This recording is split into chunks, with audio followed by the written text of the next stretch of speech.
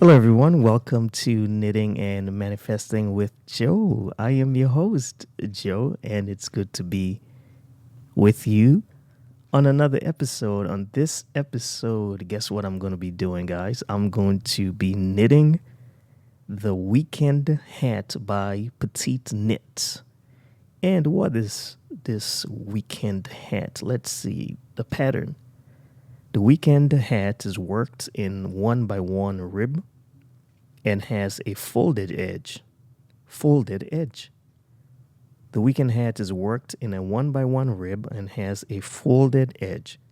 Double knitting is worked along the folding edges to ensure that these stay in place. Okay, so the first thing I'm going to do is cast on 104 stitches on 3.5 millimeter needles. And talking about needles, as some of you may already know based on leaked information from one of my daughters, I have a new needle set. Actually, I have multiple needle sets. So I'll show you what I got first. This is the first needle set that I've purchased for myself, and I'm excited. And this is Knitter's Pride. Isn't this beautiful? Yes, it is. It is exquisite. So this needle set has a pen. It starts at 3.25 millimeter and it goes all the way up to a 17. And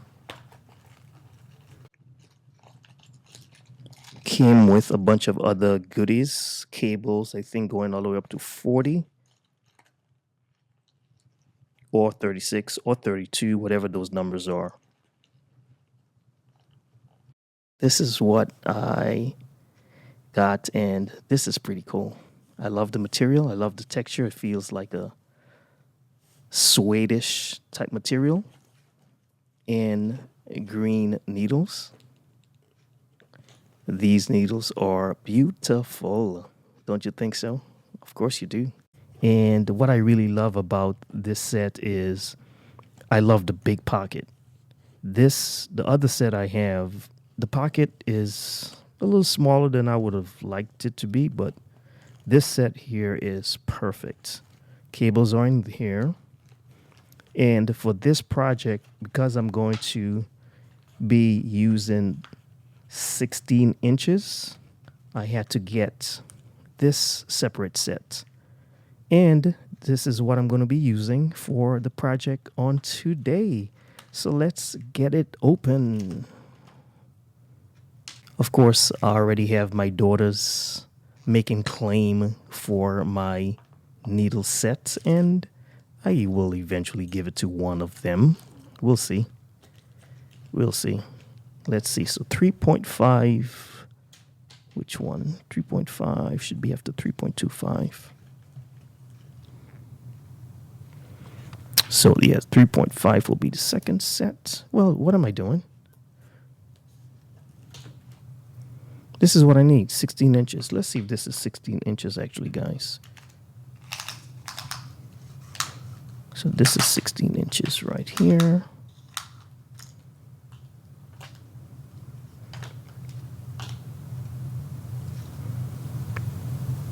Zero. So this is like 15 and a half. This is not quite 16. Maybe it's not supposed to be exact, but I'm in construction, and if something says 16, it has to be 16 because everything else depends on that. So if something is not at 16, like a wall, and we have appliances that, like a freezer that comes in specific dimensions, well, if that wall is not exactly 16, and let's say it's 15, 9 and 3/4, then that's going to be problematic. So when I see things that are not size based on the measurements it's supposed to be, I just tend to, I don't worry about it, but I like preciseness, put it that way. I like precision. So these are my first needle set that I've purchased. The first set that I have was given to me by my daughter. I'm not sure which one, or it could be all of them. And I was grateful when they gave it to me. As I started moving forward in my knitting journey, I asked them, hey, is this a good needle set? And they all laughed. I'm like, why are you guys laughing? They're like, yeah, it's good for what you were doing at that time. And I'm like, wait, is this like a beginner? They're like, yeah, this is. I'm like, no, I want a nice, professional, expert level set. And they're like, well, we didn't want you to spend money unnecessarily if you were not planning on knitting for a long time. And I like nice things, so I decided to venture on my own without their help. And I found these needle sets, and we're going to put them to work. Actually, we're going to put this one to work and see how it goes. So let's put this away. My name is Josiah. I was born and raised in the Virgin Islands, St. Croix to be specific. And I lived there till the age of 19. Came to the United States at the age of 19. I came to, out of all places, guess what state I came to? I came to Alabama. Yep. Came to Huntsville, Alabama. Actually, no, that's not what happened. I arrived at New Orleans. Landed at MSY International Airport, New Orleans International Airport. Was picked up by my aunt and her husband. And I stayed with them for 3 months because I had a scheduled round trip. Okay. As you guys have noticed, some of you may have noticed, I stopped counting. So you see, let's count again. I got to make sure this is right. I was supposed to return. That was December of 1994. And I was supposed to return back to the Virgin Islands in February of 95. So while I was in New Orleans,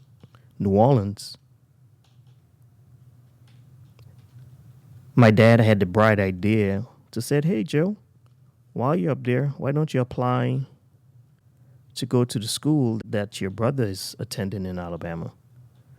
I said, yes, Dad, that's a genius idea. I think I should. I shouldn't have done that. But, we think parents know best. Not all the time. Trust me, now that I'm a parent, we don't always know best. We hope that we're doing the right thing. I had a job. I was in construction, and I loved what I did. And I was doing I was an electrician's apprentice, and I loved what I did. Dad thought, why not apply to school? College is the best thing you should do. And I listened, and my grades. So I was in college I attended the University of the Virgin Islands. So I had a few semesters under my belt. So college was not new for me. I was going part-time back in the Virgin Islands, and I had all intention on returning. But I really didn't take school seriously because I lost my passion for school, because early on, I would say I was like a kid prodigy. Since the 7th grade, I was an apprentice, an architectural drafting apprentice, and I excelled at that craft so much so that I became one of the youngest apprentices in the Virgin Islands, working at one of the largest firms while I was still in high school. Any competition that I was in, I got first place, and I was on my way. I was even offered a scholarship, a full ride to a school in the United States. And unfortunately, my parents did not really understand the scholarship application process, and they missed the deadline from turning it in. And like this, nothing happened. And we had to resort to a secondary plan. Well, I had to resort to a secondary plan because I really thought I was going to that school in the United States. I don't remember what school it was, but it was going to be a school for architectural design and engineering. And it was a full ride to the master's program. That I remember. I remember a friend of mine, he got the scholarship for the bachelor's program, and I got the scholarship for the bachelor's master's program. Once again, being uninformed as a precocious 14, 15-year-old, yes, I got the scholarship very early. I didn't understand the nuances and all of the variables involved as it relates to a scholarship. And I depended on my parents to guide me. And, well, it didn't work out that way. So anyway, I'm 19 in the United States on vacation, supposed to return back to the Virgin Islands to continue working as an electrical apprentice. And my dad had the wise idea for me to apply at the school in Huntsville, Alabama, where my brother was at, where he was attending. And my brother as well, did not want to be in college. He had no desire to be in college. I, on the other hand, did not mind. And so you had one brother going to college who did not want to be in college, and one who was in college was told to take a vacation to accompany his brother while he went to college. So it was a weird situation from top to bottom. And anyway, I followed the pleadings of my parents, and I applied to that school in Huntsville, and I was accepted. But I was accepted on a probationary status because my grades weren't all of that good. You see, in the Virgin Islands, I went to school for one purpose: to learn how to type, which I can do very well, and to defeat the reigning ping pong champion. His name was Lester, which I did. I didn't take any of my other classes seriously. Therefore, my grades were not all of that. And once again, part of that was not that school was difficult for me. Learning was never difficult for me. School was always easy. I was an A student, and I never found a subject difficult or anything difficult that I could not do. Everything came relatively easy for me. And when my path, as it relates to the scholarship, when that came to a screeching halt, I felt like my world came to an end as it relates to academics, because that was my ticket out, and that was my way to separate myself from everyone else. And when that didn't happen, I lost interest in academics. So anyway, this school took me on, brought me aboard, put me on academic probation, finished the first semester with a 3.2, 3.4 average. I was removed from academic probation, and that was 1995, the spring quarter. The school was in a quarter system before they transitioned to the semester system that summer. And I think I lost count again, folks. So let me count right quick. Alrighty, 27 left to go. So I finished the semester strong, and I attended that school till 1998, and I was Once again, I was disenchanted and not really into school. So, to my parents' disappointment, I dropped out. I felt good. My major at that time was management information systems, and I wasn't interested in anything in business.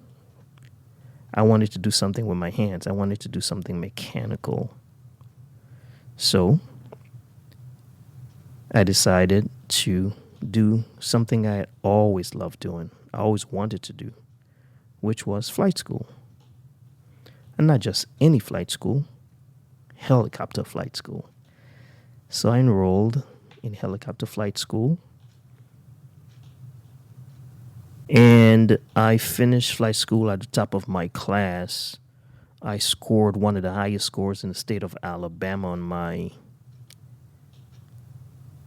national test, the pilot's exam, both for my private exam and my commercial exam. I scored a 97 on my private and a 99 on my commercial. I challenged the FAA on my commercial because I believed I got 100, and you can challenge if you believe you had the question correct. I don't know what the procedures are right now, but I know back then you could challenge. So I sent in a written challenge, and they end up removing that question from the test, but they did not give me credit. I told them I was right, they were wrong. Of course, the FAA, being a federal entity, did not admit they were wrong. What did I know? But I knew I got 100 on that test. And I got my pilot's license. I flew for a while. And so let me backtrack. At that time, I'd already met the mother of my children. Yes, when I came to the United States in 1994, December, I stayed with my aunt. My aunt had kids, my first cousins, and they had friends who were females. They all went to the same school, graduated from the same school, lived in the same neighborhood. And she introduced me. It was Christmas, 1994. She introduced me to this beautiful young lady. And I'm like, who are you, ma'am? What's your name? And that was the beginning of our relationship. And from that relationship, we have 4 children, 4 beautiful children, 3 of whom you know. Guys, I think I lost count again.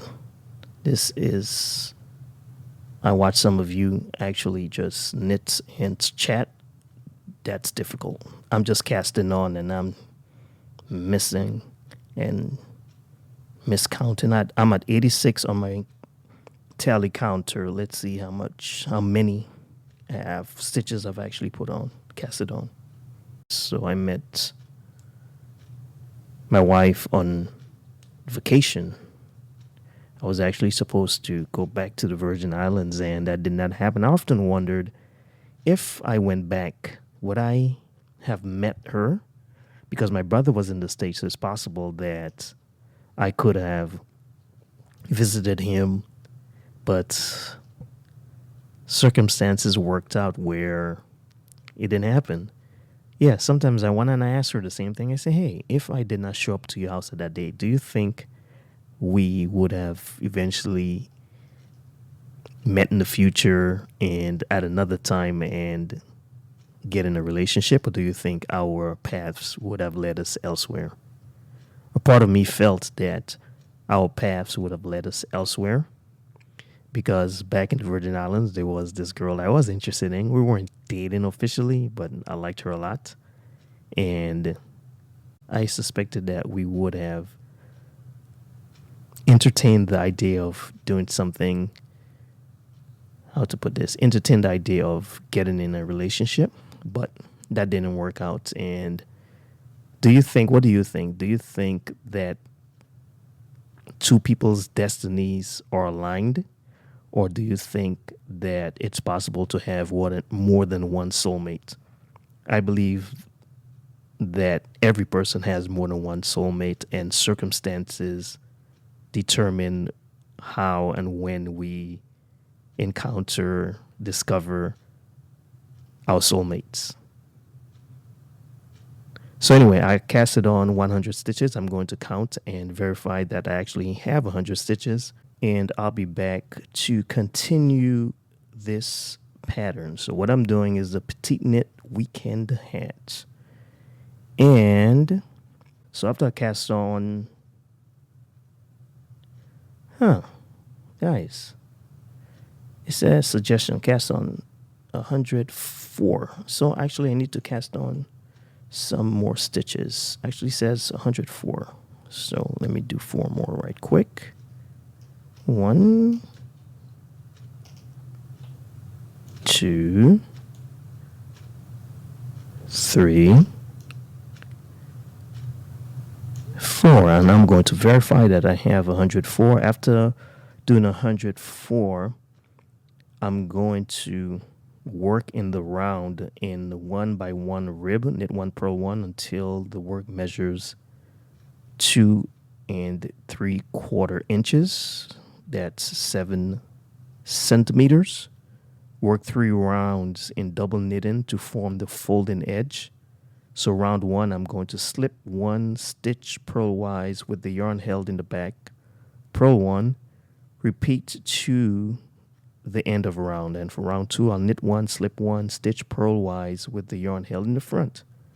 I'll repeat 2 to the end of round. In round 3, I will work as round 1. Okay, so that's what I'm going to do next. But first, I'm going to count to make sure that I have 104 stitches. By the way, just in case I did not tell you, this project that I'm doing, this weekend hat, this is going to be for my goddaughter.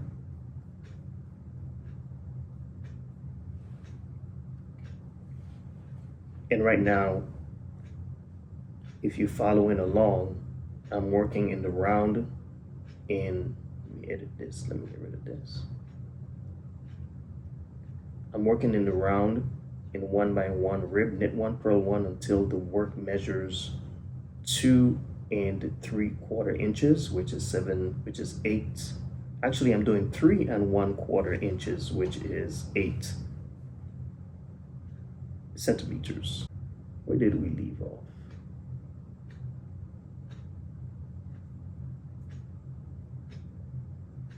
In my storytelling,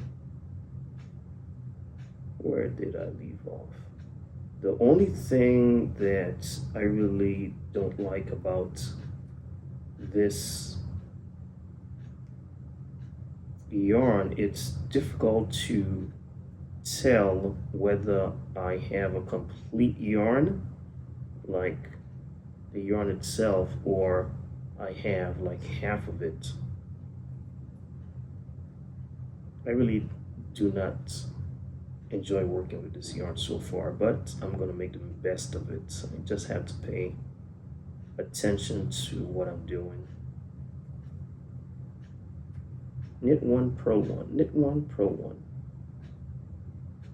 Yeah, this is not, it's hard to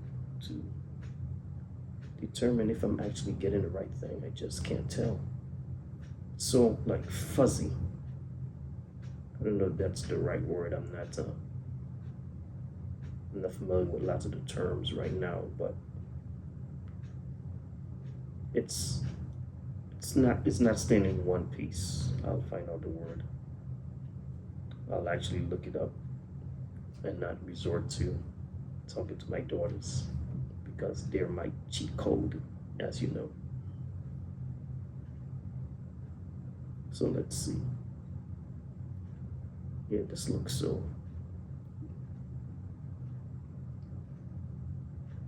Let's see. Okay.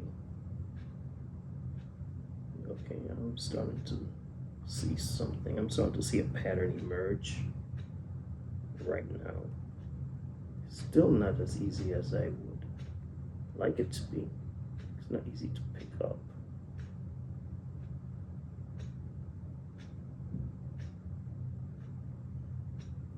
Oh, I'm having some This thing wants to fight. I'm not a fighter. Come on, guys. Come on, you should know this about me. I'm going to get my way no matter what. Yes, just cooperate with me and everything will work out just fine. Don't try to give me a hard time because at the end of the day, I'm going to be victorious. Anyway, so I told you a little bit about myself. I'll get in a little bit more details, and before the end of this video, I'll show you a little background into what my daughters are doing. I know some of you want to know if they're going to be launching their own brand of knitwears and yarn and so on and so forth. Well, don't you want to know? So here is some background into what they're actually working on. Would you like to see? All right. I think I've done this right. I think I'm getting this. It's real tight, which is good. Just want to make sure that I'm actually knitting one and purling one. I'm actually doing my 1x1 rib.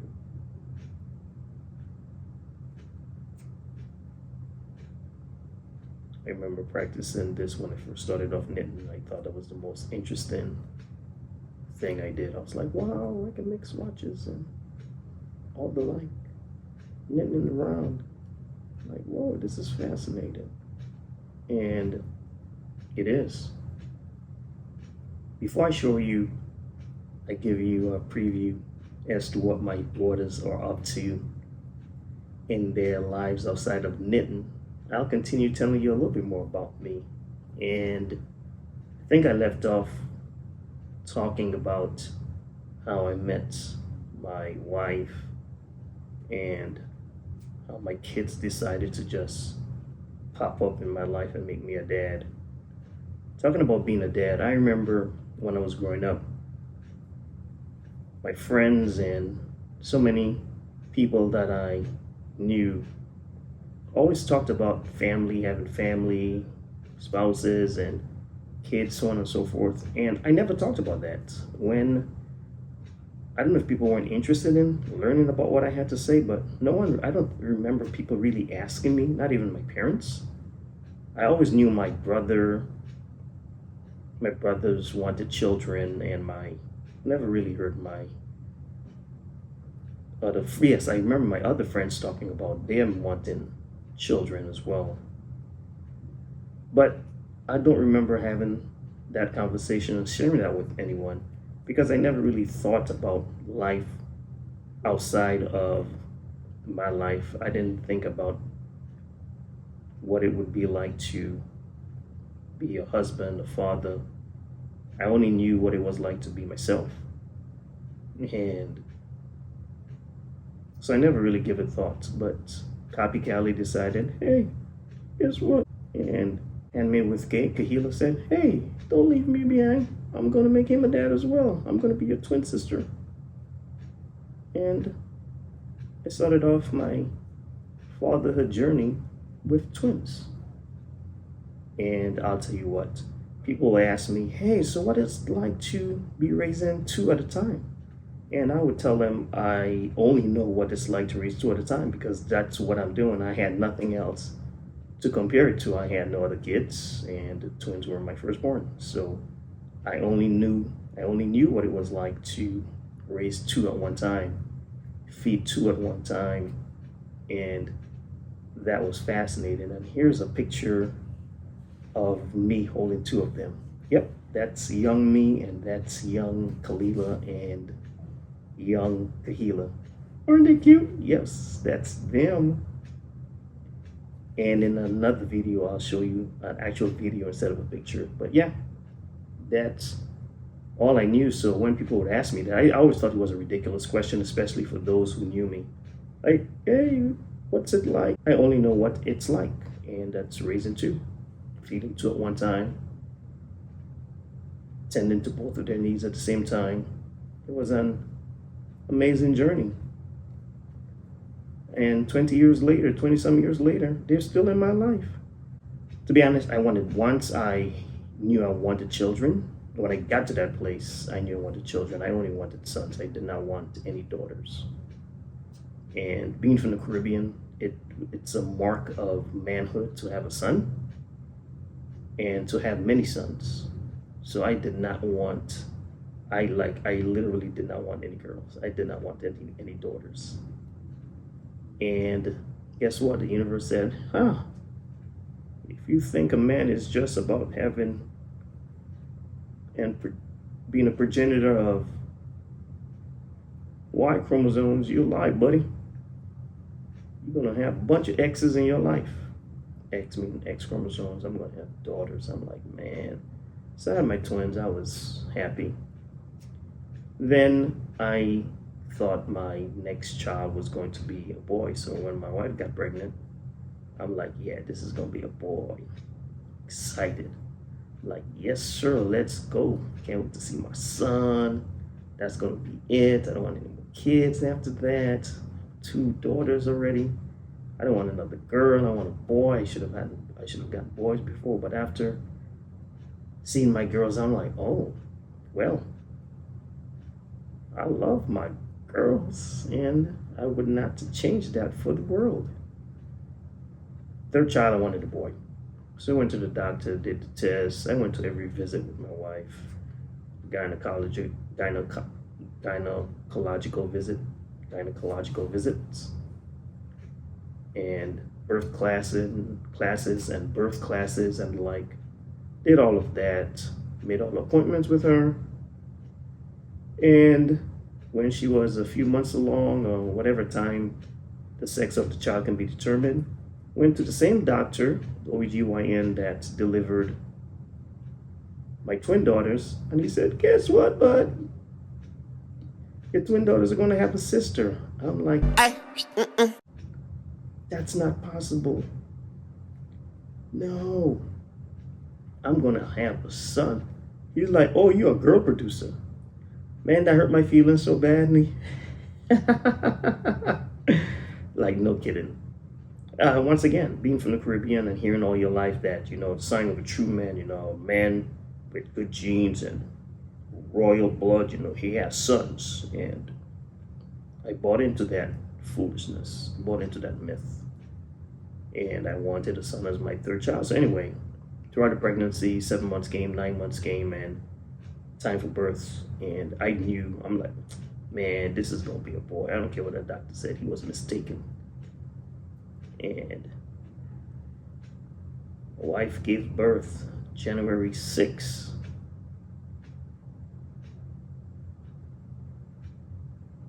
2000 to a bushy head baby.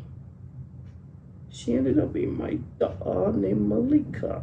Yep, Malika decided, nope, not a boy, buddy. You're gonna have me.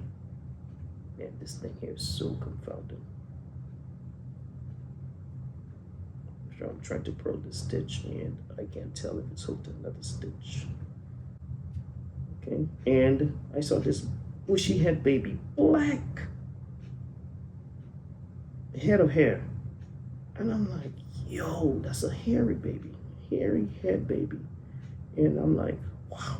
And I looked to see if I would identify any male genitalia, and I saw female genitalia. I'm like, no, it's another girl. 3 girls. I am a girl dad.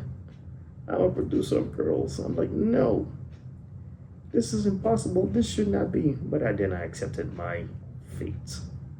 I guess I'm just gonna be a girl dad. Girl's dad at this point. So,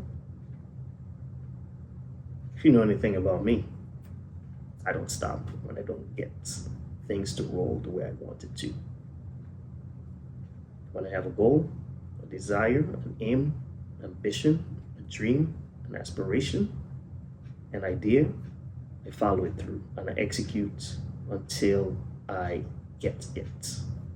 So I told myself, you know what? Hey Joe, find out what it is you need to do to get your body prepped to send out some Y chromosomes so you can have a boy.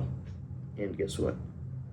I did just that. And when my wife got pregnant 2.5 years later, I knew this time it was going to be a boy. Her attitude was different. Her belly shape was different. Appetite during pregnancy was different. My attitude was different. And I'm like, I am having a son. And guess what, ladies and gentlemen? I did. I had a son, and that was my first time manifesting what I want. I didn't know anything about manifestation at that time, but I manifested a son, and I named him Junior. So his name is Josiah Samuel Harry Jr. Yep. And I said, hey, you lucked out one time, buddy. Stop right there. No more children. And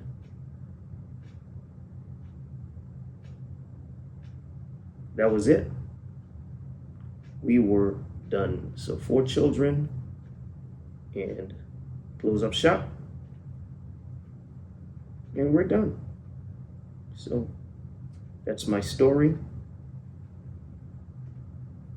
And I'm sticking with it. I didn't put a stitch marker, I noticed. I think I was supposed to put a stitch marker. It's not too late. I'm gonna put it before I finish the round, because I was supposed to put it at the beginning of the round. I think that's what I learned. And yeah, so that's how I came to be a father. And I'll tell you this much. If any one of you who's watching, if you're a guy, so I'm speaking to my man right now.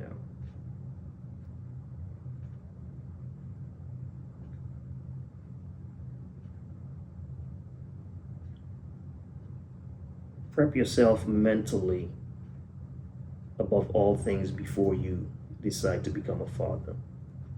Well, what do I mean, prep yourself mentally? Here's what I mean. Learn all that you can do to become your best self. Don't wait till you have kids to start working on yourself. And I guess this goes for moms as well, or potential mothers. Work on being your best self first, so you will have something to give to that child when you bring him or her into the world. Yes, work on yourself, so you're going to be able to add value to that child's life, because that child is coming in with, yes, genetic predispositions and will be conditioned by environmental factors. However, a lot of those environmental and genetic factors can be mitigated by what you teach that child, by the value you instill in that child. And you can only instill what you have. If you don't have to give, and if you don't have it within you, you don't have it to give. So work on yourself. I was a young dad. I think I was 22 when I had my first children. Yes, not my first child, my first children, because they were twins. And work on yourself. Yes, work on yourself. That's the best thing you can do as someone. If you don't have any children, work on yourself before you decide to have children. So when you do bring them in the world, you are mentally sufficient, you're financially positioned to take care of that child and put that child in a setting that's conducive to that child's development through the lifespan. And not any type of development, but development at the highest levels, perfect self-expression. Set that child up for success in his or her early age. And that's what I would encourage you to do.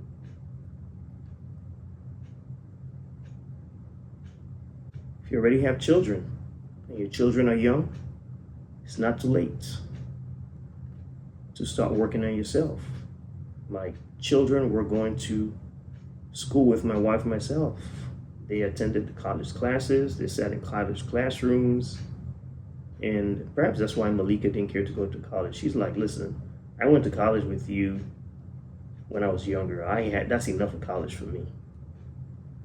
And yeah, I took them to classes with me. My wife took them to classes with her. We swapped, we alternated, and we didn't make any excuses. We just did what we had to do to make sure that we would be in a position to give our children the best. Despite doing all of that, nonetheless, it was difficult because the kids' needs do not go away simply because you don't have it together. Kids' physical needs will still be present. Their mental, spiritual, emotional needs will still need to be attended to, whether or not you have it together. So, hence the importance of doing your best to get to know yourself as best as you can. Position yourself financially. Position yourself financially. Position yourself financially. Position yourself emotionally. Position yourself physically. Position yourself spiritually so you can give the best to your children. I did not do that, and I learned with them. And the great thing about life is that life will reward you when you have honorable intentions. Well, there are certain things that you're going to suffer through no matter what your intentions are. If your intentions are noble, if you step off a place where gravity can pull you 600 feet down, you're going to fall 600 feet down, despite your intentions. So there are many things we suffer through that we didn't have to, despite our noble intentions. But once again, I think once you have good intentions, the universe honors you and rewards you and blesses you and positions you to receive more than you actually give out or give out. The law of the universe says you plant to receive. You got to plant. You got to plant before you harvest. And I reaped lots of the bounties of the universe without planting anything because of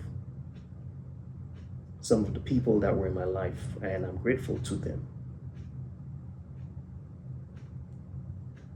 So raising kids was fun. It was joyous activity. It was an amazing activity.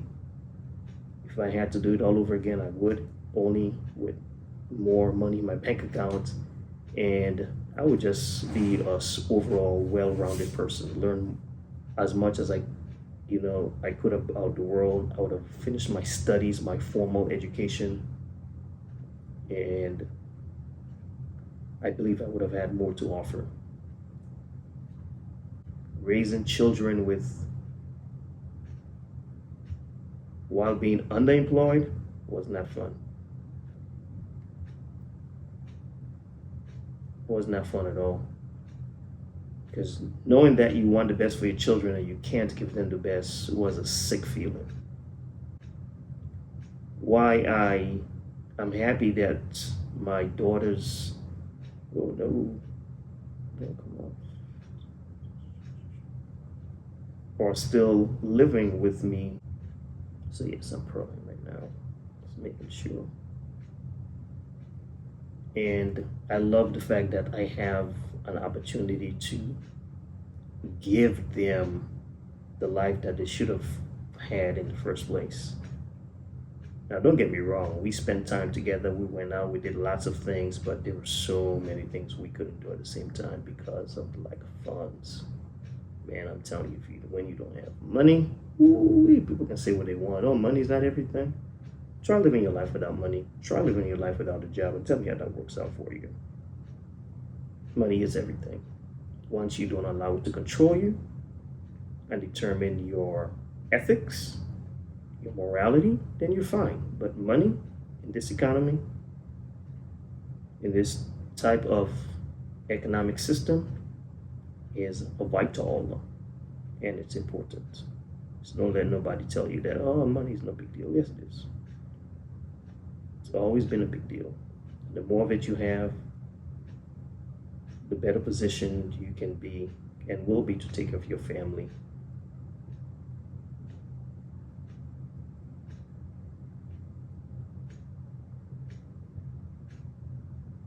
This thing's slipping out my hands. My fingers, I'm sorry. My fingers. This is so slippery. Feels like a metal needles, but it's not. Oh, look at that. I told you guys it was slippery. Came out. No, no, no.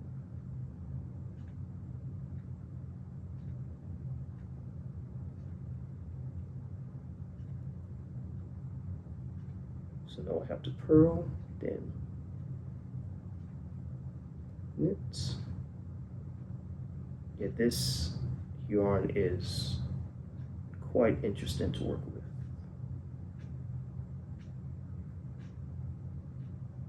It's hard to see. If I'm splitting it, can't tell. Okay, got this. Put this down. It's a nice one. So let me put my stitch marker on.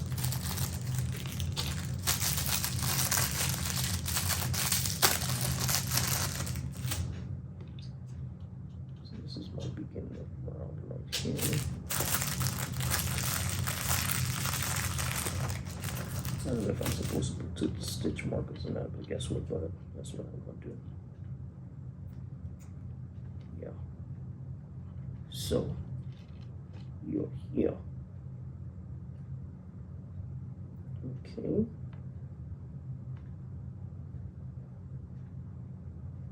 Oh no, so this is it. I don't need to put this one on. It's gonna stay right here. You can go back there.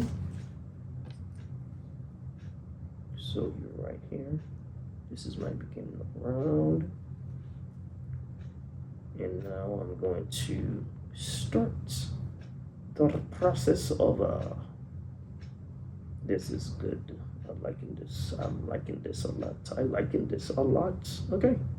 So I did one round and working around in 1 by 1 rib knits, one purl one until work measures. I'm going all the way to 9 centimeters. No, I'm going to 8 centimeters, which is 3 1/4 inches. So I have some way to go, and I'm gonna make this happen. So I mentioned to you guys before that I would be giving you behind the scenes look at what my daughters are up to. This space that you're looking at is an existing space that will be transformed into a project, an idea that they are working on, and we will reveal more of that to you later. And you will see us demoing the space in this first clip. That's me getting everything prepared. And the next clip you'll see will be with my son and Malika, Mr. Bobvin. So that's her in the pink hat, working to get this space transformed into what their vision is. So you see them knitting, but behind the scenes, they do more than knit. They are business women with a mission, on purpose, with the purpose. I think it took us 2 days to get all of this done.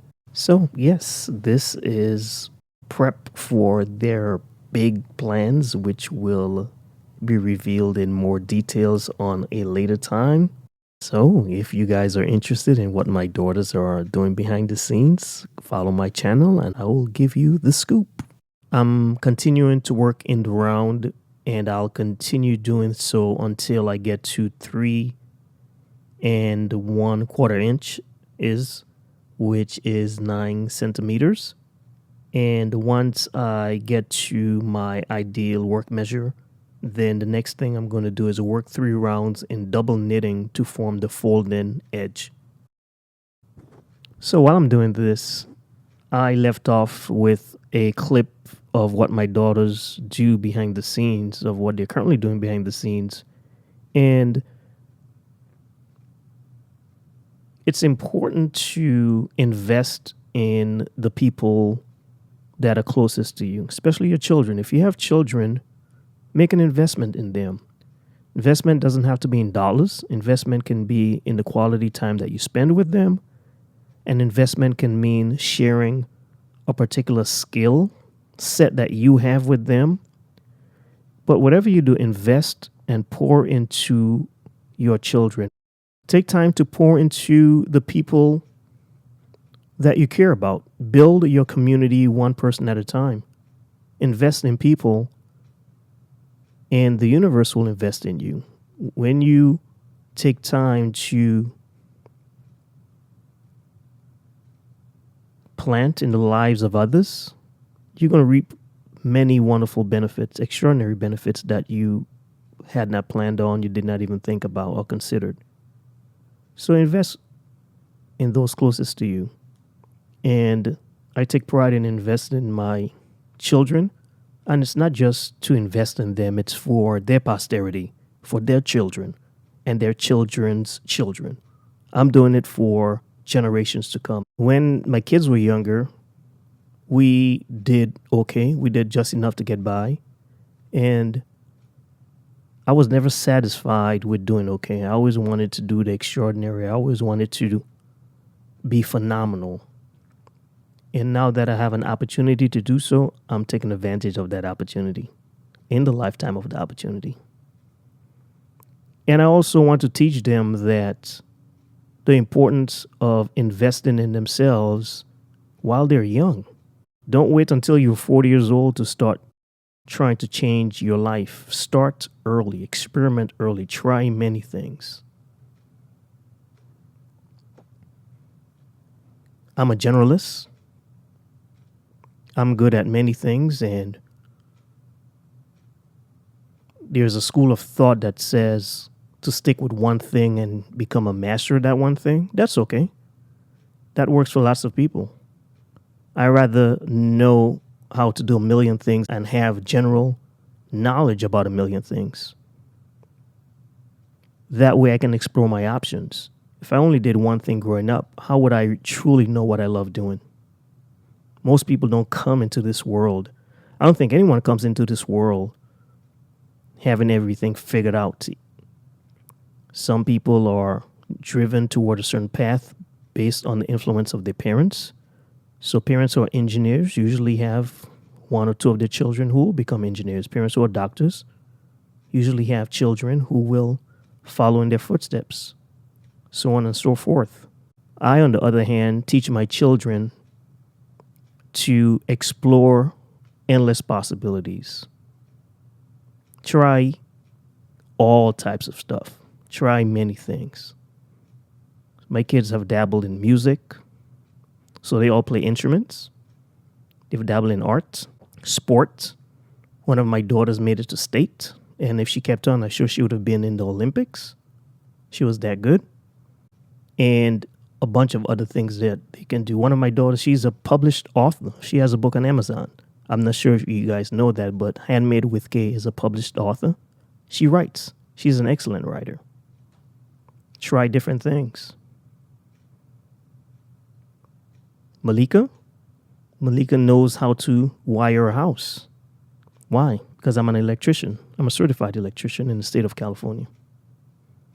And I would take Malika to jobs with me. Malika knows how to hook up a panel that powers the house. She knows how to install EV chargers. Try different things. Is she going to install EV chargers for the rest of her life? No. The world is so rich and varied, and human beings are so multifaceted and multi-layered. Why just stick to doing one thing? Yes, if that's the choice you follow on the path that you choose, that's okay. Do that one thing excellently. Don't leave any stones unturned. If you are part of the school of thought like myself that we believe in exploring many different ideas and trying them out until we see what catches, do that. But be persistent in whatever you do. The paths that my daughters are on, they've been knitting for a couple of years now, and it has turned out to be probably more fruitful than they imagined. Well, then again, they have active imagination, so they're living right in line with what their expectations were. Try many things and believe that you can be whatever it is you want to be. There isn't anything that's impossible. There isn't anything that's impossible. Learning. The most important learning you can do is to invest in yourself. Personal development. How many hours per week do you spend reading, engaging in activities, listening to audiobooks, watching documentaries, but investing in personal development, something that can help push you toward perfect self-expression, something that can help, ideas and knowledge that can help push you toward your transcendent self, your highest self. How many hours per week do you spend investing in yourself? Perhaps that's the most important learning anyone can do, making self-investment. Self-investment comes from self-love, self-care. Love yourself enough to do and give yourself the best so you can attract your infinite supply of good. You owe it to yourself to do that. You owe it to yourself to be, do, and have all the good you desire. Right here and right now. I love this color pattern. Am I knitting or purling? Pearl knit. Okay, I'm knitting. I love that I can see a purl stitch. I can differentiate between a purl stitch and a knit stitch. That's amazing. Not so long ago, I would ask my daughter, say, hey, I dropped a stitch. I'm not sure what it's supposed to be. It's a purl or a knit. And they were just like, hey, look at the bump. If you see the little bump that comes over, that's a pearl. I'm like, what? What bump? I said, they all look bumpy. They're like, no, look, it's there. And I was like, oh, I see it. The light came on for me. So now I can go through my work and identify what's a purl stitch, what's a knit stitch. And I'm excited about that. So yes, I'll be every video or every other video be dropping some behind the scenes footage of what copy dolls are doing. And they are making significant moves, ladies and gentlemen. Some of you have an idea, some of you don't, but you will all see eventually. So they're working on multiple initiatives. They're not just doing one thing, as I alluded to. They are engaged in several business ventures. The most important thing that I have shared with them, and I would share with anyone, whatever initiative you do, find a way to make sure that that idea, that mission, that purpose is going to continually bear fruits, whether or not you touch it. What do I mean? Most people work for a check. Once they've gotten paid, the money will be spent to maintain their lifestyle, and they'll have to rinse and repeat in order to get another check. Show up to work. Even if you have a business, you're going to have to show up to work to get paid. The system I'm teaching my family, specifically my children, is make an investment in an income generating asset. So we invest, and we're new to investing. So I don't want to give you the impression that, we are some gurus in investing and these are things that we've been doing for many years. And, no. Now, I would tell you that we did own apartment units over 10, 15 years ago, and we sold it. We got rid of it. Was not a good decision, right when the market crashed in 2008. So first of all, our tenants stopped paying rent. Some of our tenants. And I found that strange. I'm like, why is everybody struggling? Like, what's happening? They realized the market had crashed. The housing market had crashed. And I saw and felt. So we let go of our properties, and we hadn't made any investments since. Whatever investment And by the way, this is not investment advice for you. This is what I do. This is what my family and I do. The model that we use, we focus on investment opportunities that generate reoccurring income, recurring revenue streams. That's what we are into, and that's the path I'm leading my daughters toward. Do something that when you go to sleep, it brings you money overnight. It can be anything. It can be a vending machine business. Vending machine businesses, if you do it well, can be profitable. It can be a laundromat. Doesn't have to be anything major. But something that's going to generate income for you even when your hands are not touching it. That's what is meant by income generating asset, revenue generating asset. You go to sleep and it makes you money. You go on vacation and it makes you money. That's where to start.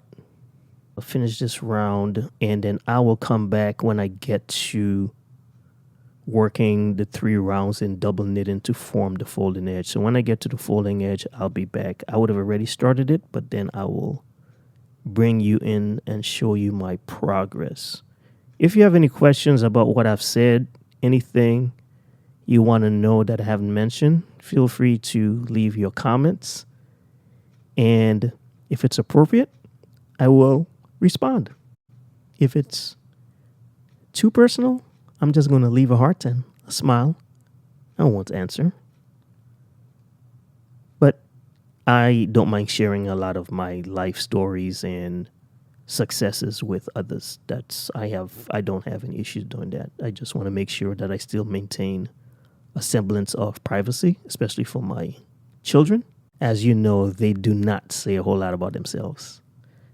So once again, guys, stay tuned, follow this channel, and I'll give you the scoop. I'll let you know what they're doing. I have something else that they're working on. Oh, this one is good. Yeah, they're working on something major. They're like, Daddy, don't tell anyone. Of course, I'm not going to tell anyone all that they're doing. I could give you guys multiple choices and let you guess. How about that? Ask your questions. And if I'm prompted to, I might just respond and say, hey, you are onto something, bud. As of this video,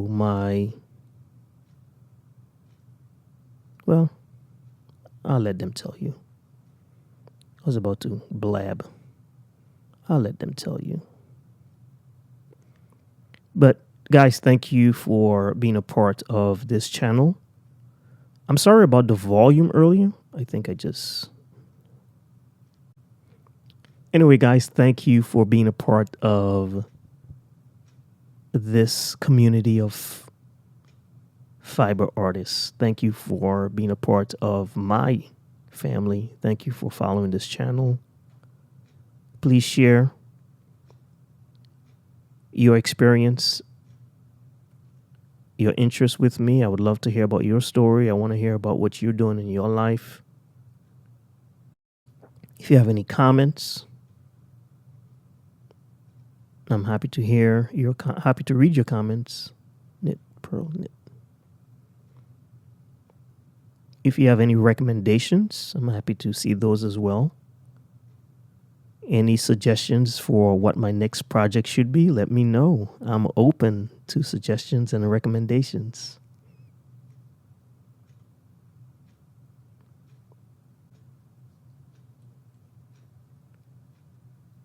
So this is where I'm at. This is what it's looking like right now. I am loving this color pattern. This is so beautiful. So stay tuned for part 2, guys. And remember, whatever follows I am, you become.